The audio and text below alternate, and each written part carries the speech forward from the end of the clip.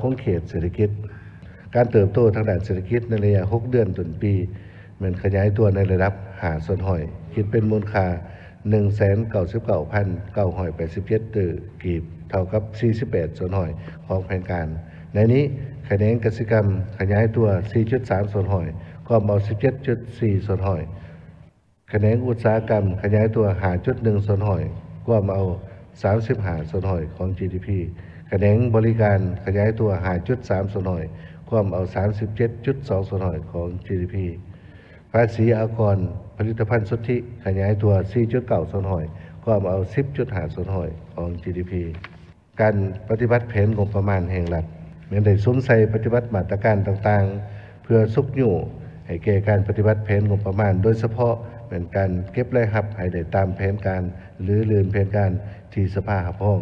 ในนั้นได้สวมใส่ขยายฐานรายรับและการหันเป็นทันสมัยในการคุ้มครองงบประมาณตามมติ04ของรัฐบาลว่าด้วยการรับรองเอาแผนปฏิบัติตัวจริงในการหันการเก็บรายรับเป็นทันสมัยในระยะ5 ปี 2026-2030 เคียงคู่กันนั้นก็ได้ปฏิบัติมาตรการอัดซองวางการหัวไหลในการจัดเก็บรายรับของงบประมาณผ่านการจัดตั้งปฏิบัติใน6 เดือนต้นปีสามารถจัดเก็บรายรับได้ 44,956 กีบเท่ากับ 54 ส่วนห้อยของแผนการเทียบใส่ในระยะเดียวกันของปีผ่านมาเพิ่มขึ้น 19 ส่วนห้อยสาเหตุที่มีรายรับเพิ่มขึ้นย้อนได้สวมใส่การหันเป็นทันสมัยโดยเฉพาะเหมือนการขยายอากรมูลค่าเพิ่มสำหรับรายจ่ายเหมือนปฏิบัติได้ 30,126 กีบเท่ากับ 37 ส่วนห้อยของแผนการพร้อมนั้นก็ได้เอาใจใส่บริหารหนี้สินแม้ได้สวมใส่แก่หนี้สินการลงทุนของรัฐปี 2026ได้ขึ้นแผนสำหรับหนี้สินการลงทุนของรัฐจำนวน 1,773 กีบแผนประจำปี 2026เป็น 973 กีบและก็ได้นำใส่เกินแผนเพื่อแก้ไขหนี้แบบมีส่วนลด 800 กีบ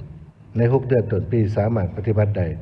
681 กีบเท่ากับ 38 ส่วนห้อยของแผนการหนี้สินต่างประเทศแม้นสามารถชำระได้ตามสัญญาอันพ้นเด่นแม้นสามารถเอารายรับภายในมาชำระหนี้สินได้$111 ล้านเพื่อเป็นการลดผ่อนการกู้ยืมใหม่ธนาคารแห่งสปป.ลาวก็สามารถแก้ไขสภาพหนี้